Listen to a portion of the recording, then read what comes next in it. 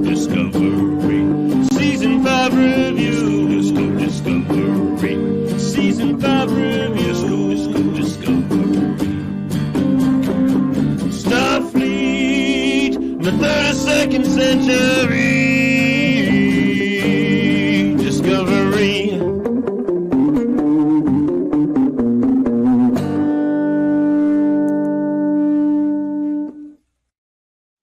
Hello and good evening for Thursday, May 16th, 2024. We have finished watching the 8th episode of Star Trek Discovery Season 5 titled Labyrinths. But we're just getting started here on Live Long and Podcast for our live stream review here on Facebook, YouTube, and on Twitch. I'm Dave Mader, and we got a great panel here to break this all down tonight. Starting off first, we got Ashley Millard with us. How you doing tonight, Ashley? I'm good. Well, good to have you with us. Of course, we have Chris Worldmind Murphy. Self-reflecting. It was a deep labyrinth of the mind. Yes. Well, very, very good, sir. And coming in next is Ritos himself. It's Adam Woodward. Let's fly, Dave. Let's fly. Spoilers ahoy, of course, as we will be breaking down this episode. So if you haven't watched this episode that came out today, then you can stay if you'd like, but you might want to watch it first, and then we're gonna break that all down. So with that said, let's kind of go around the room and figure out how we're feeling about this episode. Let's start with Ashley. Ashley, did you like tonight's episode? I enjoyed it. I don't know if I enjoyed it as much as some of the other ones in this season, but I did like it. Okay, and let's go to Adam next. Adam, how did you feel about this episode? Literally finished it 5 minutes ago or 10 minutes ago, and it started very quick for me. It sort of slowed down in the middle, but came back. I really enjoyed the last 15 minutes. Yes, it was a bit of a labyrinth, for them to go through, apropos the name. And last to Worldmind himself. This is my favorite episode of the season. Favorite episode? Okay, yeah. Wow. And what in particular did you like so much? Honestly, it was the Burnham sort of peak self-realization for her whole character arc. It really, I feel, added to all of the shenanigans that we've gone through in the previous seasons.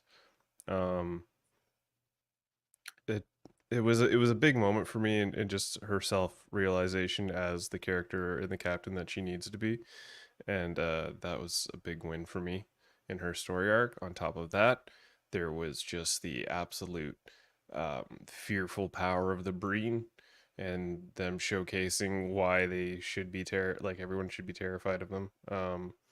It just upped the ante in that factor. And yeah, I was a big fan of everything that was happening in this episode from beginning to end. Okay, I great. never would have thought that Michael Burnham is not self-aware or self-reflective. Yeah. My because she seems pretty in touch with herself, right from season 1. But yet she still makes a lot of mistakes. She's all they highlight it in this episode. She's always there in the moment. Her main focus is always the mission at hand, and it tends to never really go beyond that because, it's never been expanded upon until this episode, where it's like, yeah, I've just been fearful of not living up to the expectations I've set for myself, and she's always chasing after the mission, and that's what drives her in the majority of all these seasons, and she always does it so blindly. This episode kind of added the humanity behind those reasons. Yeah, like trying to, saying how she tries to prove herself, prove that she deserves whatever, her rank, her command, her, I think a few other things she mentions in her realization. And so, I think there was some interesting character stuff here. Of course, more with the villains and the Breen. A lot of the Breen in this episode again. We're seeing things from Maul's perspective largely, as she's kind of hanging out with them. And the Primarch, not such a nice guy, but then she kills the Primarch by the end of the episode and kind of takes control of this Breen faction. sowing the seeds of mutiny and then using her royal status basically to take over an entire fleet and a massive ship at that. Like, that's awesome. I loved it. Mhm. It was a pretty good move on her part, I guess, because they seemed like they were kind of keen for a mutiny in this group, with this Primarch, being a little bit of a scumbag. It seemed like. So you guys haven't really liked her, through the season, and Right. I think that sort of changed tonight. She had a little more depth tonight. That character. For me it was like, well, I have not been a fan of her character so far, and I would say that this episode probably moved it in the more positive direction. I don't know if I'm completely sold on her yet, but I'm feeling less upset with her.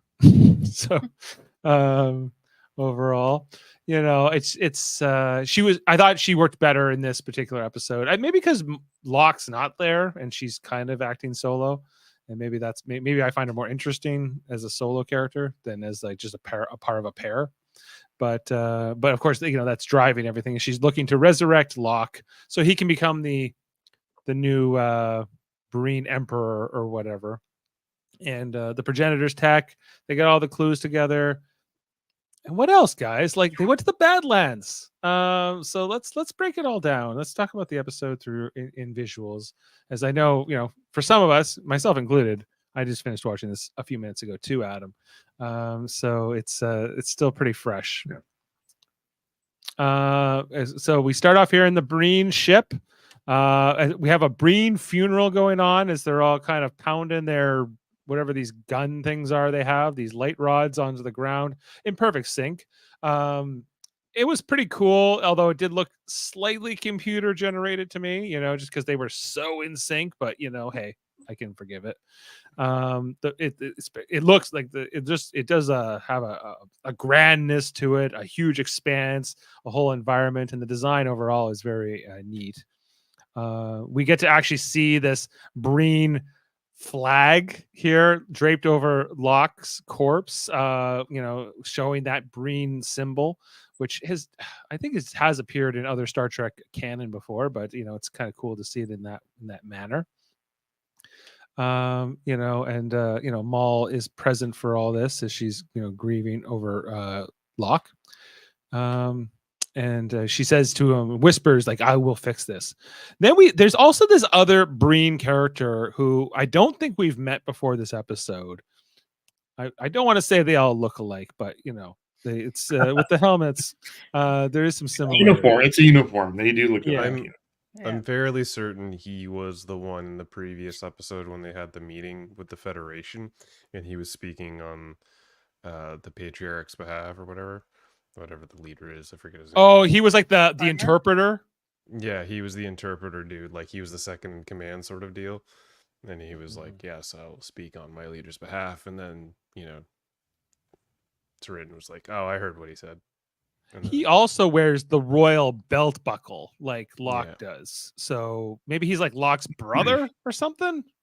Yeah, but then why would they care about bringing Locke back? Like, he would be next in line. Right? Theoretically, yeah, he would be the next in line, assuming their succession works the way ours does in most noble lines. Or maybe he's a cousin. I don't know. But it seemed I get the impression through the episode that he is he's a good Breen, or better than most Breen, and he seems to have gentle head movements.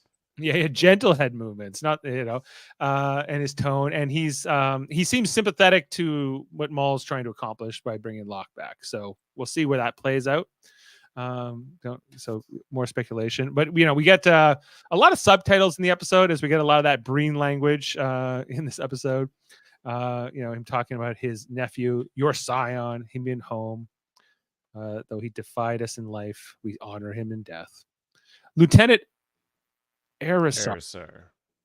So I guess that's the character that we were just talking about. I believe so. Yeah. Time. He tells Lieutenant Aerosol, get her away from the body. And then into Courtesy, who joined herself with him, I will now speak in her tongue. So this gives us a reason. Okay. I like this little moment here because I don't know if it was you, like if it was the same for you guys, but for me, when he's speaking in his native tongue of dial-up speak, it sounds softer, almost more gentle, and just in like just relaxed. But the moment he starts speaking in our tongue, he's just like "Rah, rah, rah." It's just like Oh you yeah, can't well, help it. I think that's deliberate. I think almost on the in the performance, because I think he's angry that he's speaking in this other language. You know, it's I think that's How part of it. dare I speak in this tongue? Ah! This sucks. I'd rather talk in dial-up. You know. You know, Maul is as defiant as ever, you know, every step of the way with this guy who's clearly willing to kill her. And anybody else for that matter to get what he wants. So she does really you know, push that limit here. And we see that tension building. She's kind of like, you know, sowing that that dissent with the troops and him and the group pretty much from the beginning of the episode. And challenging it, but she kind of tells them. She tells him, the Primarch, about, hey, Discovery has all these clues and whatever. I don't know exactly if that's this point in the episode, but then Discovery shows up to this beacon here, so we get to see what the Badlands looks like now. Like this is kind of a redo of it, or at least what it looks like in the 31st century or 32nd century. When was the last time we were in the Badlands?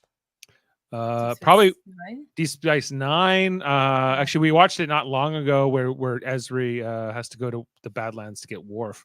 So yeah, I think that's probably the last time we went there. This is different looking, more angry, I would say. You It's know, the angrier corner of the Badlands. it's the angriest corner. The biggest plasma storm in the quadrant, they refer to it as. And so then we get to meet this archivist over the communication. Trying to remember her name. Archivist Hyrel from this archive library thing, which is where we spend pretty much the entire episode. She's great. I really enjoyed this character. Me too. Like I thought She's very helpful. Very helpful, very chipper. She's a complete librarian. Like she felt like that character. Yes. She is an Afrosian, and if you remember Star Trek VI, The Undiscovered Country. Okay. The president of the Federation, who was played by Kurtwood Smith. All right. So all right. I was gonna reference that short treks where that princess was on board with Tilly and they had the food fight. Remember that? But yes. Not that race. Okay. Not that. No. No. Oh yeah, I remember that one. Yeah, that was a good one. Yeah, but she's so yeah, like that president of the Federation from Star Trek VI. That's the same species. That kind of has the big mustache. Yes. Yeah. Right. So that's what her species. I think the first woman Afrosian we've ever met. But yeah, so she's very chipper, and she's like, hey, you need to come to the archive and you need to follow our rules, or any dismemberment or death resulting will not be our fault. She says with a very chipper attitude. And you know, the landmines. Right. Well, and Michael Burnham, she's all about the mission. Like, we need to get, I don't have time for the pleasantries here, archivist. I need to get to the mission. And she's like, okay, we can talk on the way. But yeah, overall, I really like the way she was written and like the way she performed it. As played by, well, who played this role? Elena Juatko. Is she Canadian? Of course. Yeah. From Vancouver. So we see that outside, once you get through the Badlands, there's almost like a pocket inside the Badlands. That's where this archive is situated. Inside. And so that's sort of where we're here to explore for the episode. And that is our teaser for the episode titled Labyrinths, written by Lauren Wilkinson and Eric J. Robbins, directed by Emmanuel Osei Kufor. And I thought that this place was pretty cool. I thought this idea of sort of a galactic museum, it's sort of independent from the Federation or anything else, you know, it's kind of independently neutral. And getting to explore all that. But the archivist says, "Hey, we figured out you had a Qui-Gon on board," and Burnham says, "Yes. Well, we have a Qui-Gon artifact. If you could help us identify it, that would be great." So I was disappointed at that. I go, oh, not another Michael Burnham book episode. Yeah, but this one was okay. I just feel like we have so many great characters on this ship, and we don't get to see enough of them. That's all. There is a lot put into this relationship, I will say. Yeah, I agree with you. But that seems to be the show we're watching. I don't even mind them going. Sorry, I'm going to change this. I don't even mind them going down together to the archives, but it's the labyrinth part. Like, of course, it's him. Yeah. Well, she even said at one point, she's like, I should have sent Tilly. And I was like, see, that kind of like that highlights the fact that she's always on every mission. It would have been nice if Tilly was down here. It would have been an interesting sort of play, but I mean, they had to do it this way, I guess. Well, Ashley, maybe you could help speak to the conflict that Book and Burnham are still trying to resolve between them. You know, coming out of last season and coming off the last episode, even where, you know, Book is still kind of upset that you know, they just handed Maul over to the Breen in that situation, and that, you know, it kind of didn't sit well with him, and, you know, and she's like, well, I supported the decision, it wasn't an easy one, etc. I mean, at this point, I feel like we're on episode 8. I defended them going back and forth in the beginning, but now I just feel like they're just drawing this out. It's getting a little long-winded. Okay. Well, like it's obvious that they're kind of not trusting each other, so they need to just figure it out or move on. Yeah. Well, I get the feeling that they don't approve of each other's ethics in some ways. You know, again, this like, yes, I called it earlier in the season. I'm like, this is the type of storyline that we don't need because it's been done multiple times before already in previous seasons, and I kind of knew they would just play this out like this. That being said, again, in her like whole self-realization, she, you know, comes to the realization that she's feared that she's not a good enough partner or whatnot, and that was like weighing on her decisions and separation from Book. And again, it's all just kind of felt needless. So I personally am not a fan of this whole will they won't they after they've broken up and they've done, and like, it's just like they could have resolved this in the first 3 episodes and then saved this screen time for other people. Well, it's going to take all 10, everybody. So buckle up. It would it's appear the Michael Burnham show. It is. It is the Michael Burnham show. Just like, you know, I think not since original series, where that show was definitely the Kirk show, has this one rivaled it so much. So then we get to actually go inside the archive, which feels like was at least in part a practical set. You know, like, but I can't quite tell where the computer generated starts and where the practical ends, which is a good thing. I thought this was a very neat looking. Oh, well, you got a keener eye than I do. So they take, so the Afrosian here, what's her name? The archivist, she takes Michael and Book through the room and to the reading room to look at the book that was left by that Betazoid scientist who left this particular clue. And so while Michael's left to study the book, which nobody's looked at since that scientist left it there, 800 years earlier, the archivist Elena here, she takes Book to another room to look at the artifact.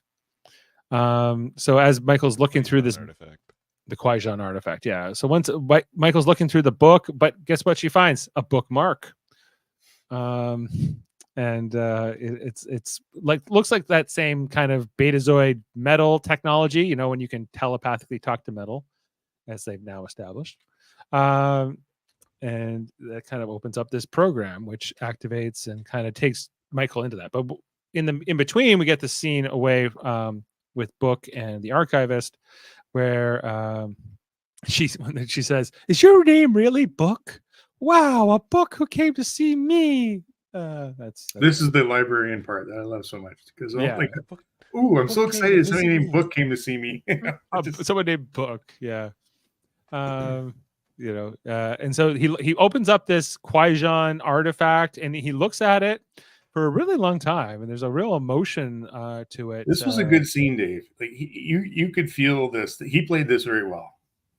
Yeah, we find out it's a Qui-Gon, a cutting from the World Tree. We saw we saw in the earlier, I guess, from season 3. Roots from the World Tree. Yeah, so I guess maybe this can be used to plant a new World Tree.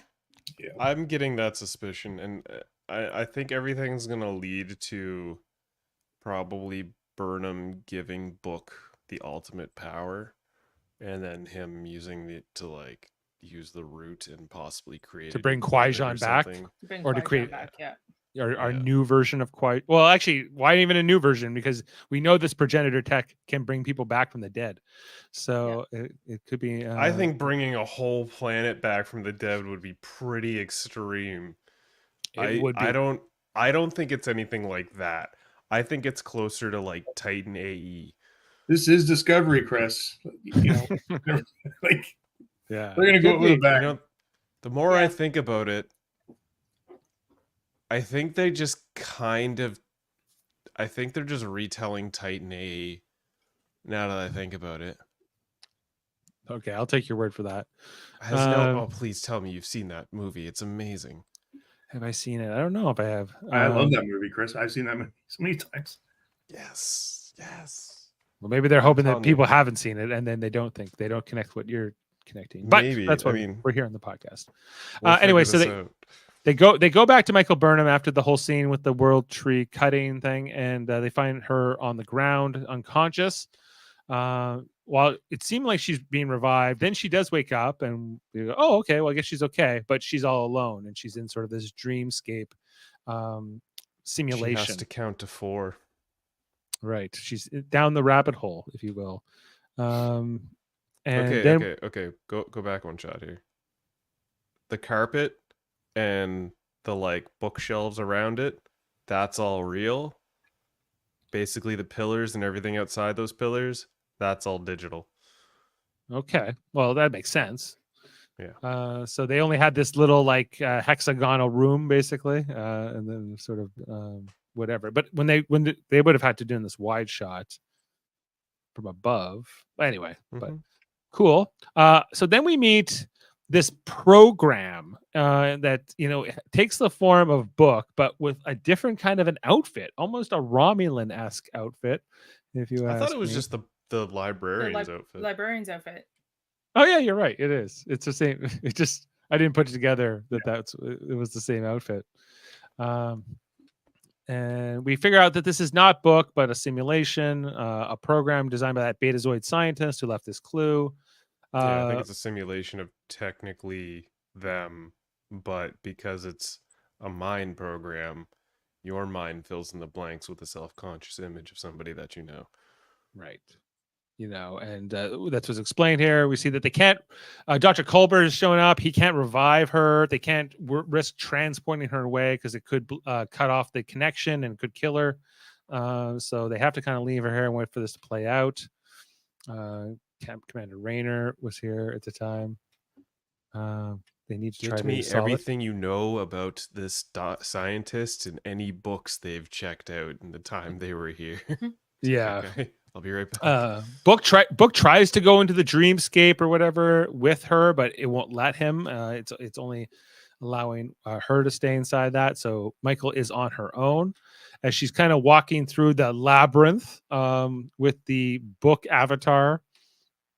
Who actually I liked this, like this performance by David Ayala. I thought he was really fun in this kind of different role that he was playing in this particular episode.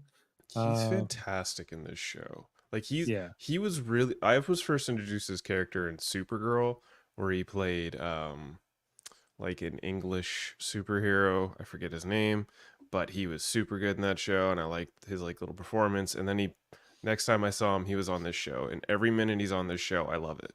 He's been one of the driving forces for me to keep watching this show. I want to see him in many more things.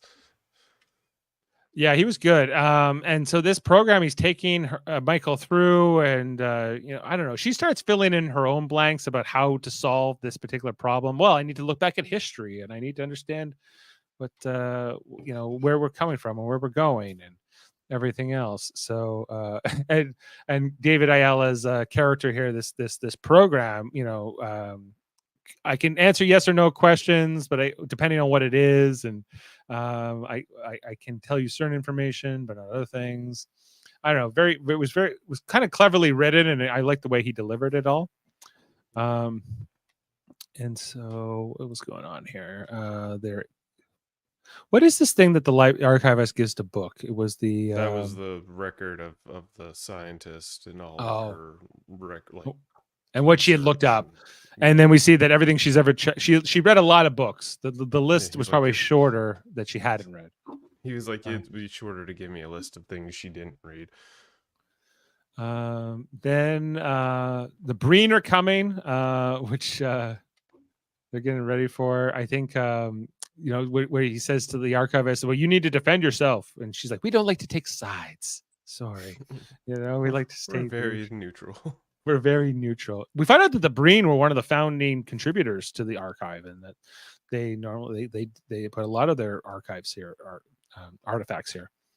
The archivist responding, and so they have this conversation where he's just kind of mean to her. He's like, "Give me what I want," and she's like, "Well, you are suspended until further notice." Your request is denied. You're not allowed in. Yeah, request denied. Request denied. As someone who has worked in customer service my entire working career, I appreciated that conversation so much that she was like, "Well, if you're going to be a dick to me, go fuck yourself." Because we don't get to do that. We don't get to give the energy back that they give to us, and she did, and it was awesome. Right. She was quite good in that. And then they decide to go into the plasma storms to go track this down.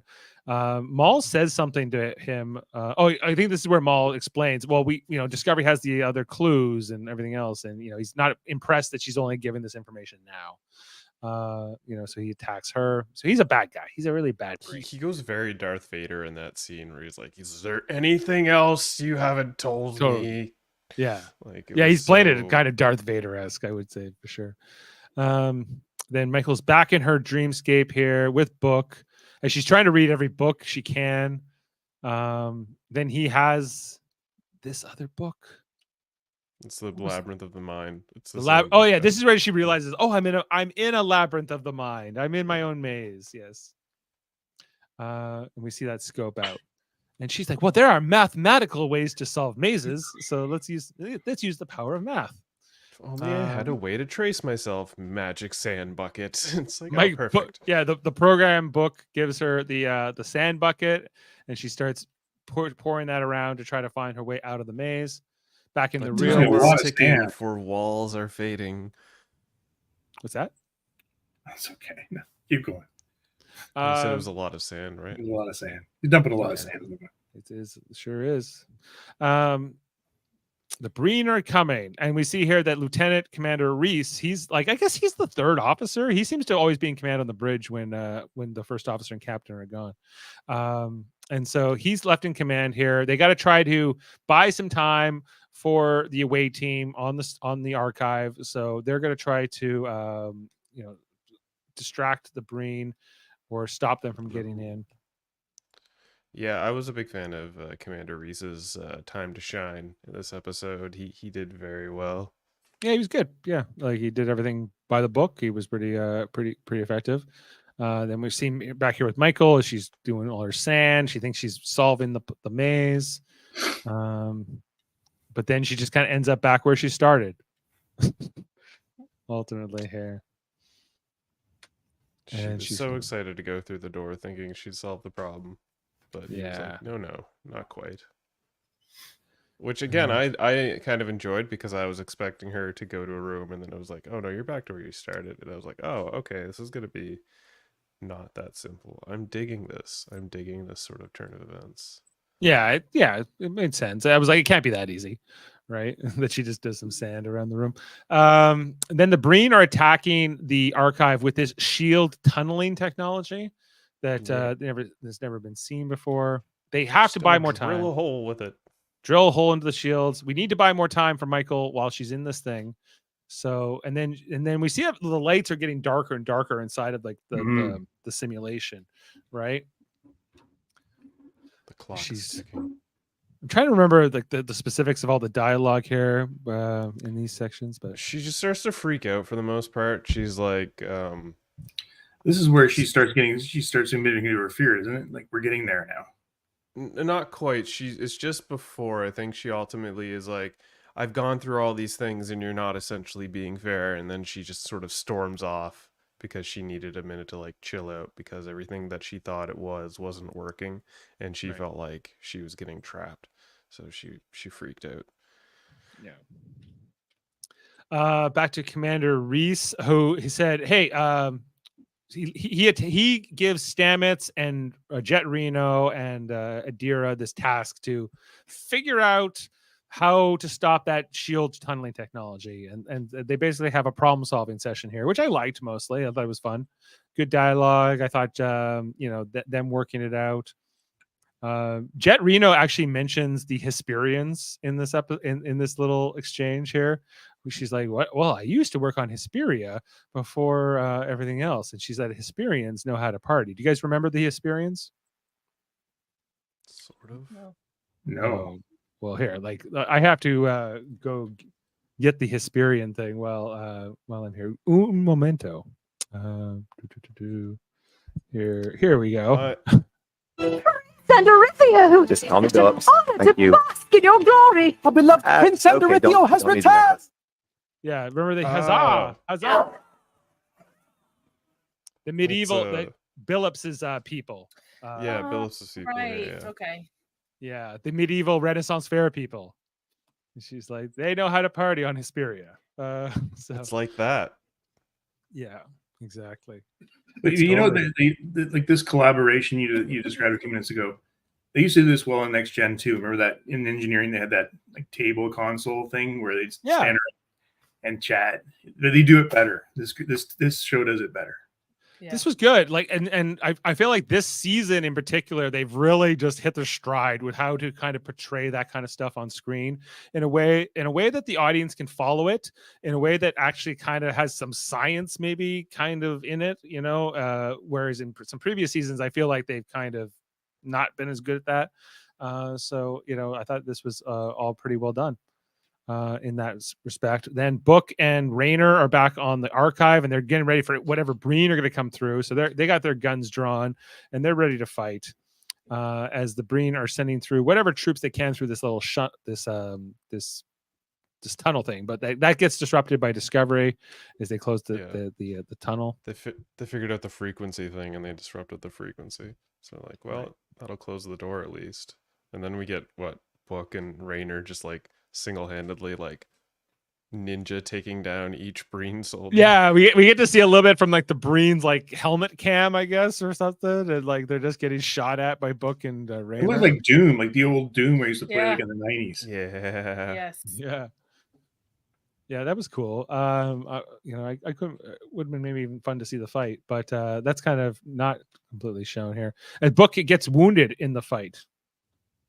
We saw that. We saw him get shot. It was very quick. It was very but quick.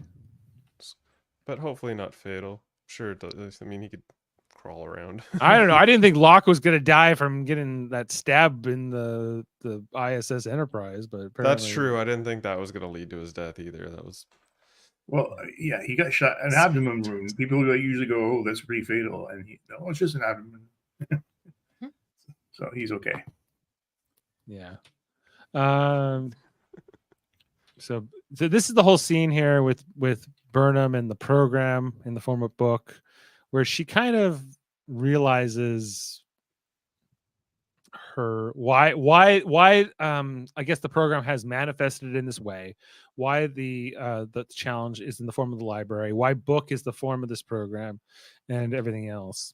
She doesn't really realize it. She just comes to the realization that she's not afraid of death. She's afraid of failure. She's afraid of failing the mission, her work, her loved ones, her friends, her ability to hold the rank that she has, and just like all the like guilt that's sort of, you know, piled on top of seasons that we've been with this character. And she's pretty much just sort of relinquishing to the idea of being okay with that. And then when she comes to that moment, that's when it's like, oh, That's when the lights got it. all come on. You passed the test. Congratulations. You're not going to die, and we're going to give you the clue now. Just go to this room. That look on her face is perfect. She's like, what? What do you mean I passed? What? I passed. Oh, I passed the test by admitting that I couldn't pass it. And then, the book program's like, yeah, well, it's inside of a crystal in this other room. Just go in there and smash it and get the little clue.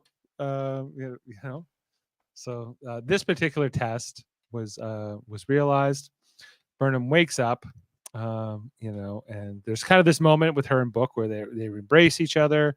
They seem to be just glad that the other one is okay. And so they run to the room to get the clue out of this crystal, which Burnham just like smashes on the ground and pulls it out as instructed. And then the Breen come right for that instant, and they start shooting, and they have to beam out in a hurry as they're being basically they try to shoot them right away. Breen are definitely losing their library cards. Yeah, they're not library access. They're gonna have to pay a couple nickels. I'm telling you. Yeah. Can't be setting books on fire. Can't be setting the book. Right. And so then there's this standoff here between Book and the Breen. Or no, not Book. Burnham and the Breen. The Discovery and the Breen. I say books. I can't remember how many times I've said book in this episode with referring to a book or the book program. Book. But basically, the Breen is going to destroy the archive unless he's given the progenitor tech in the clues, right? Give me the map. Give me the map. So Michael decides that she will trade it if he will make a sacred Breen blood oath, which name I don't remember right now. Targan? It's a Targa or something like that? Yeah, start with a T. Tegra? Something like that. Something Yeah. like that. Yeah. It's a sacred Breen oath that cannot be broken, but apparently can. He's going to try to break it. Well, I mean, it can if you're dishonorable, shisty Breen like this guy. Right. I think I also feel like he's like sort of surprised at how much the humans know about him, or the Federation knows like about their customs and what. Yeah. Well, I'm a little bit surprised by it too, because it seems like they don't know a ton in the 32nd century, and with Burnham being originally from the 23rd century, she would have even less background on them. But maybe she's studied on her off time here. Because there's a lot of that.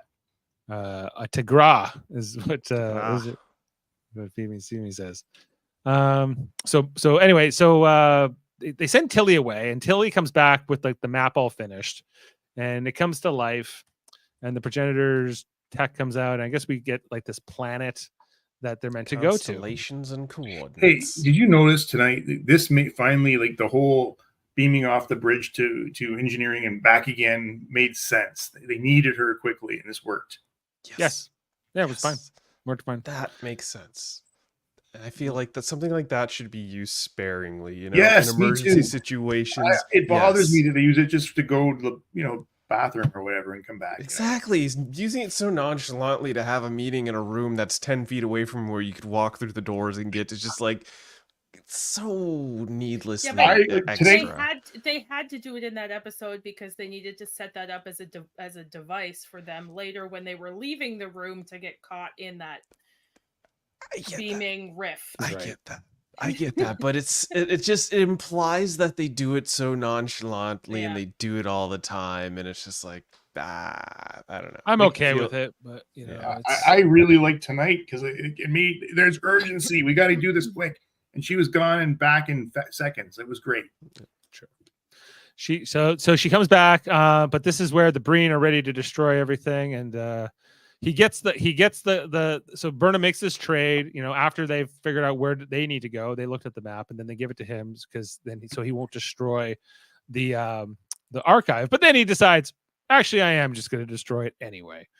And Maul doesn't like it. Maul's ethics are finally violated. It's not that he's going to destroy the archive. He's decided to destroy Discovery, and Maul's like, "Don't do that. You're going to start a war with the Federation, we don't need to do that. And Buddy's like, I don't care, I'm doing it anyway, you know. And at this point, Burnham does something incredibly clever where she's like, we're gonna vent the nacelles and open the airlocks, and on my mark we're gonna jump, because she knew that they could only take so many hits, and she times it just enough that when they start the fire, they flip it, explodes, and it looks like they've been killed.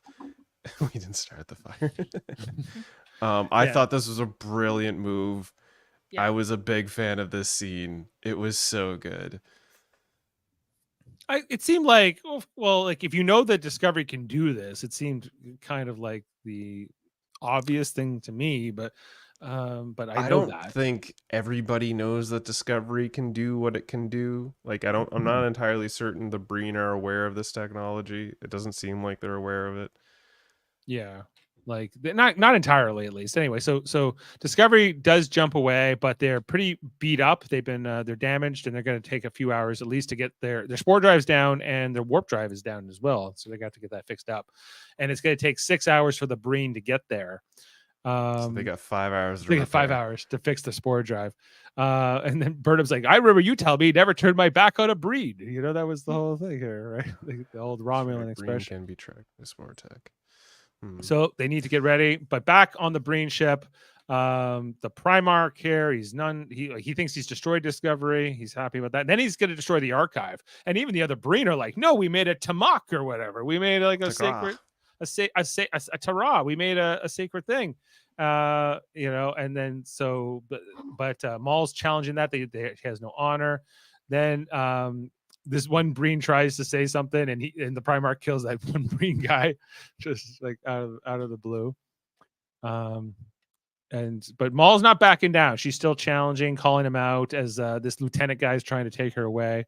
And then this really makes the Primarch mad as he decides to come at her, and saying, yeah, because she's like, we'll never be able to bring back Locke from the dead if you do this. And he's like, I don't care about Locke. I never did. I always cared about power.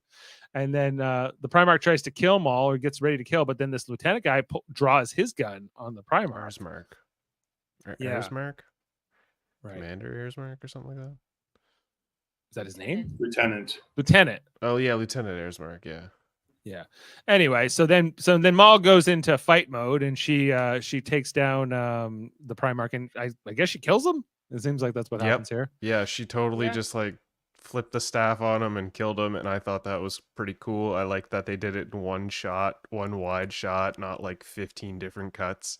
It was like flip, blam. Flip, boom. And then they all draw their guns onto her. They're like, you just killed our guy, but he kind of sucked, so we're not that beat up about it. So this is where they're all like staring at each other. What do we do now? What do we do now? Right? And she says, like, hey, we're long reign Locke. We're gonna bring back Locke from the dead with this progenitor tech, and it's gonna be awesome. And then the lieutenant guy, who's like, yeah, let's do that. And he gets on board. And once he gets on board, all the other Breen are on board. And then, you know, she's kind of in charge now here. Breen Queen. The Breen Queen, if you will. RuPaul's Breen Queen. Get ready to dress in green. Dress in green. Breen Queen sounds like a reality TV show. Yeah, absolutely. And they're all cheering here, and she is ready to go off into the next episode now with this Breen under her control. And if she wasn't dangerous before, you know, she's with an army of Breen behind her. She's probably the Dreadnought. You know, she's got all of this. You know, she's come a long way. She's come a long way. She has come a long way in 8 episodes. You know, she's really traded up. Yeah, so that's the end of the episode. Overall, it you know, I thought it was pretty good, you know, for something where a lot of it's just spent in rooms talking. A lot of it's just, you know, Michael and that book program having a discussion, but you know, I don't think you have to have a ton of action to make a good episode. I believe previous Star Trek episodes in history have proven some of the best episodes are the ones that are just stuck in rooms talking. They totally are. Yeah, so that's the summary of tonight's episode. You know, so I guess they're heading to whatever planet that map told them to go to, and there's going to be presumably some kind of a confrontation here between Maul and the Breen ship, and Discovery. I don't know what else to expect, in the So, next David, 12. I've Feed got Me a Seymour couple made a fun good facts on comment, too. tonight. Oh, well, Adam, why don't you fun fact us? Fun fact you. Okay, so this is Star Trek debut for director Emmanuel O.C. Kufur, who actually just came off of Shogun. If you've watched any of those. I have not, but This is the 5th episode in a row now without Doug Jones, but he is confirmed he's coming back. So he's got 2 chances, I think. 2 hours to go. he's busy Yes. filming Hocus Pocus. 2. He Two. was promoting it at this time. Oh, Okay. But it's still number 2. Hocus Pocus It 2. was number 2. Hocus Pocus 2. Okay. This episode included a new bridge crew officer, Commander Lorna Jameson, likely named in honor of NASA astronaut Mae Jemison, who once played a member of the Enterprise crew in Next Generation. Yes, Oh, yes, yes, Mae yes. Jameson. Discovery couldn't cloak due to the Cherenkov radiation, which is a real thing. The radiation, not the cloaking. Yes, radiation's real. Cloaking is not. Gotcha. I did like the fact that they were like in a place where like the radiation was preventing their cloaking from working, and therefore neither could the brain. Mhm. It's a great way to write that sort of plot. The world root cuttings came in a box made of tule wood, which is the same wood that Book used to decorate his old ship with. That makes sense. Dr. Direx's reading list included a comprehensive guide to Talaxian hairstyles, Hobrierian folk tales, and Euclidean geometry. 2 Trek things and 1 real thing. The Labyrinths of the Mind manuscript might be our first view of the Beta Z written language. That might be Really? I noticed like the like book or the library card in the last episode it was the same sort of symbol as the Beta Z flag design that was created by like a fan ages ago that they've just sort of incorporated into. Yeah, it's been funny how some of these non-canon symbols, like even the Gorn, like hegemony logo that we're now seeing in Strange New Worlds, originally just came from, I think, a video game or something, and sometimes these things get rolled into the greater canon. Disrupting the Breen Shield tunneling weapon was the latest use of Star Trek has found now for the positron beams. Hey, gotta do some with your positron. Yep. This is neat. Ejecting debris as they did in Balance of Terror was often used in World War II movies like Run Silent, Run Deep, and is based on real naval doctrine of the time. Oh, cool. So, We got one question here. Why would the Betazoid have a written language when their psychic abilities when their written language just be empathic thoughts? I'll tackle that one. Because we know that there are some Betazoids that have no telepathic or empathic ability whatsoever. well, they also have a lot of. It'd be the same reason that we have books. We can speak to each other through our mouths, but only when we're close to each other and not through time. So someone would write a book that people can continue to read for hundreds of years in the future, even after they die.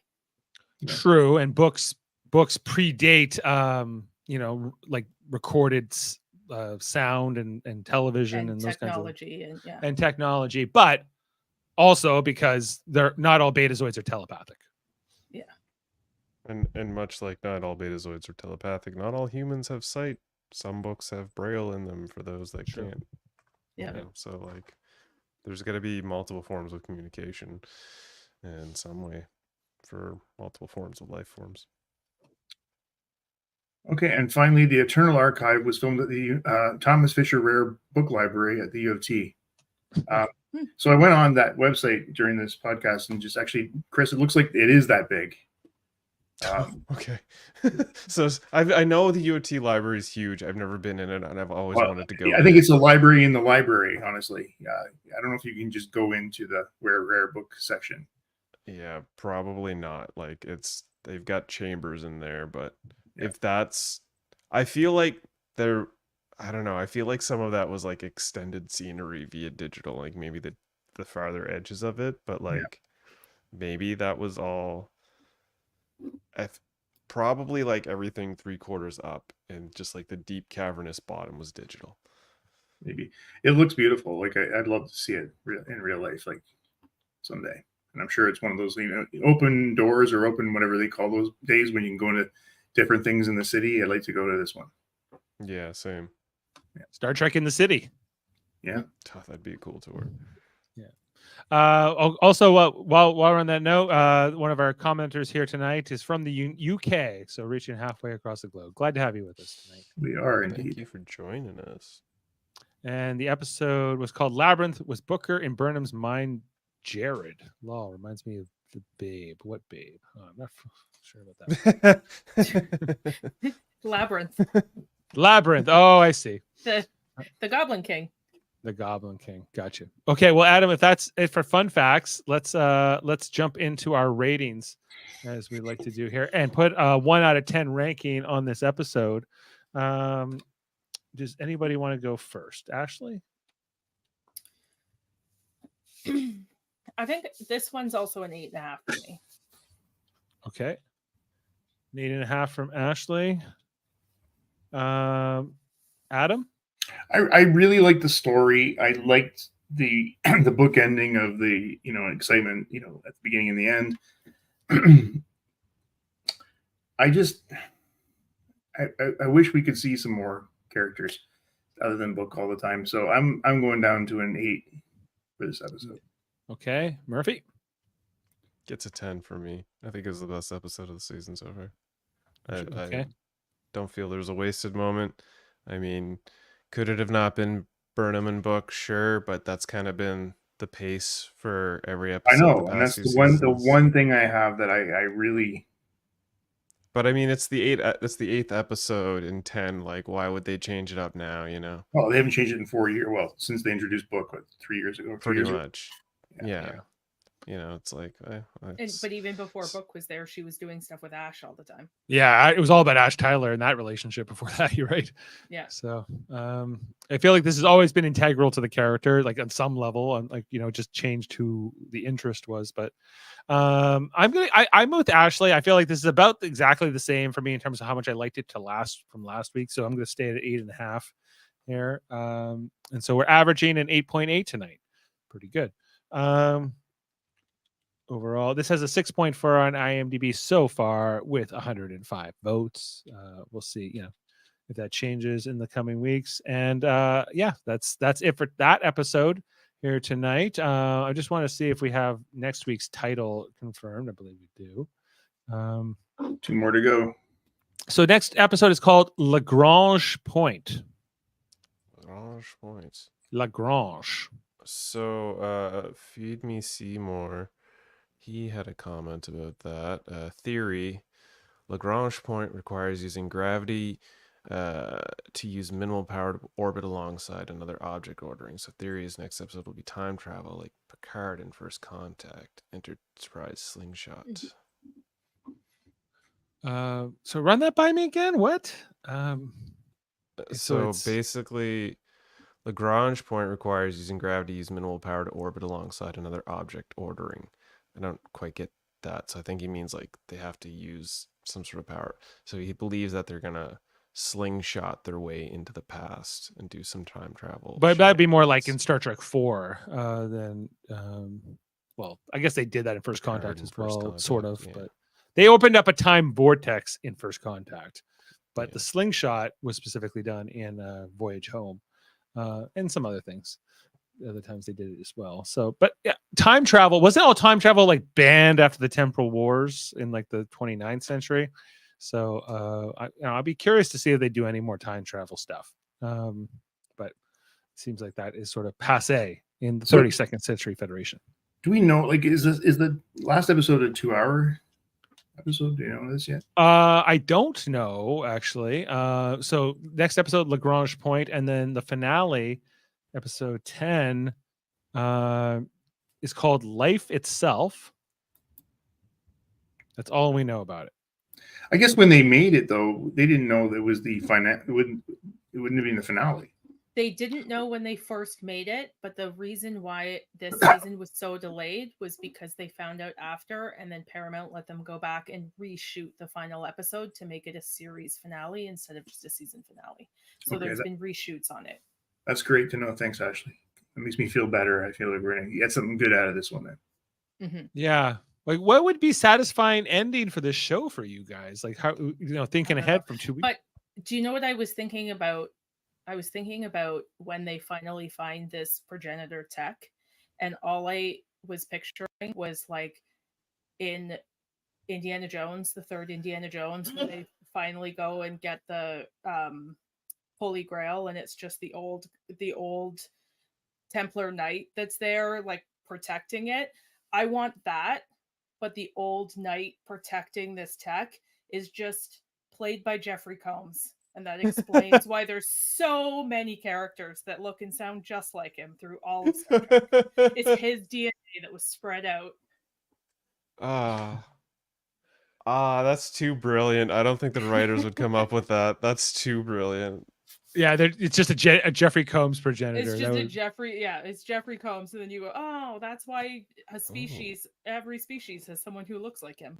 Just even to riff on that, like, because the original progenitor is Sloan Gens, and there is some theories out there that that are the progenitors connected to the changelings, maybe somehow, right? Frakes is directing the next episode, apparently. Is it? That'd be great. Stormy weather.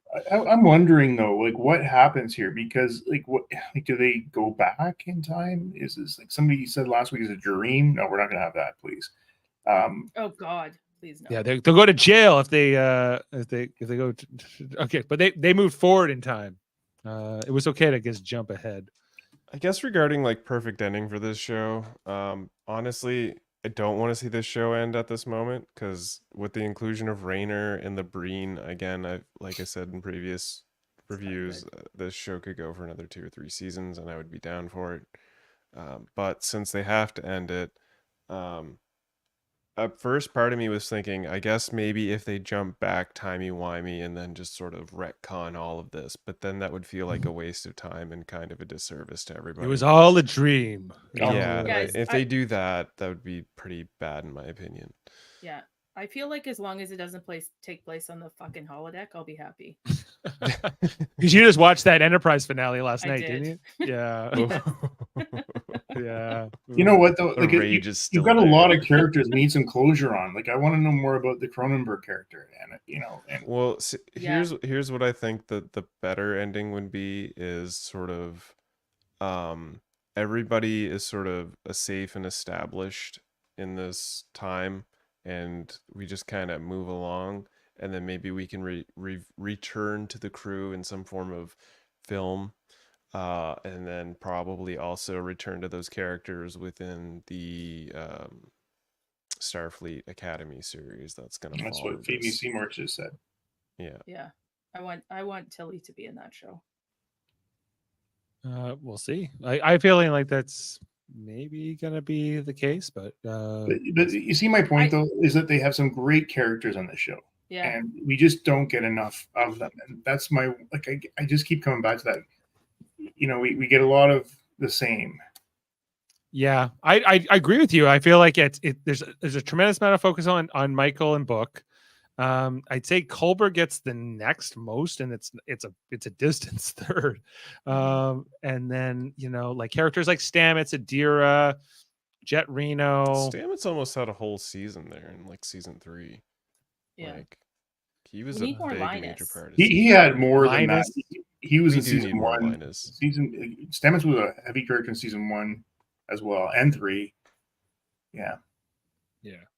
Yeah, like there's some cool stuff there. I don't know. I feel like there's still more with Cronenberg. Is he a Q? I think he's gonna end up being the actual bad guy.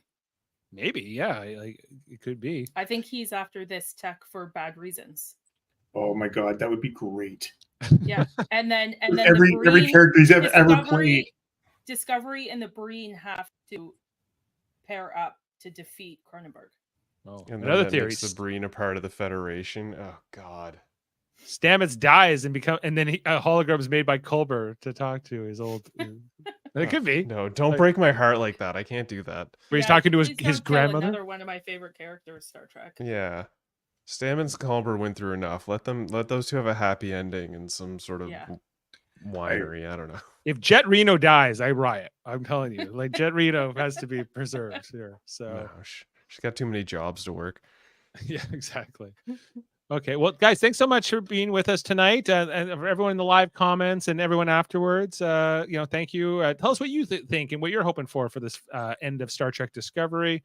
Let us know what your ratings. Make sure to like, subscribe, share, and all those things. And come back in a week's time when we're talking about that next episode, the Lagrange point. Like if you didn't know, we just wrapped up our Star Trek Deep Space Nine review. We reviewed every single episode of Star Trek Deep Space Nine. So this Monday we're kind of having our culmination where we're wrapping that up, kind of talking about it as the series as a whole instead of a specific episode, and kind of running through the top 5 and the bottom 5 as we get ready for our next podcast, which is going to be about Star Trek: The Next Generation, where we're going to be going through all those episodes over the next 4 years or so. Starting with Encounter at Farpoint. Starting with Encounter at Farpoint, which is going to be exciting. And also Star Trek, not Star Trek at all, the Orville. We're going to be also bringing your way in about a week's time. So we're going to be doing the Orville and Star Trek: The Next Generation. Whenever Strange New Worlds comes back, we'll of course be reviewing that and Lower Decks and those shows when they come out. So look out for all our great content here on Live Long and Podcast, including from our science division led by Davin Skellhorn, where they do class L probes and other interesting long format discussions of the various aspects of the Trek universe, and those kinds of things. And with that said, I think we can probably sign off for tonight. You can also, of course, check out our affiliates under the United Federation of Podcasts, all kinds of great shows like Hold Up, Aiming on Track, Hey, Did You See This One, Graphic Histories, the Super Mater Brothers podcast, and the X-Men X-Rated show. If any of that kind of stuff interests you, just go check out our channel. You can find links to all those different channels through our descriptions. And anyway, I think that's it. I don't know. I didn't pull any sound clips from this particular episode. So on that note, we'll just say, let's fly. Yeah, let's fly. All right, we'll see. Let's fly. We'll see you next time, everybody. Good night. That was Breen for Live Long and Prosper.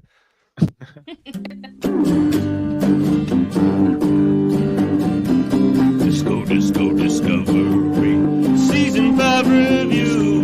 Discovery. Season 5 review. Discovery. Starfleet in the 32nd century.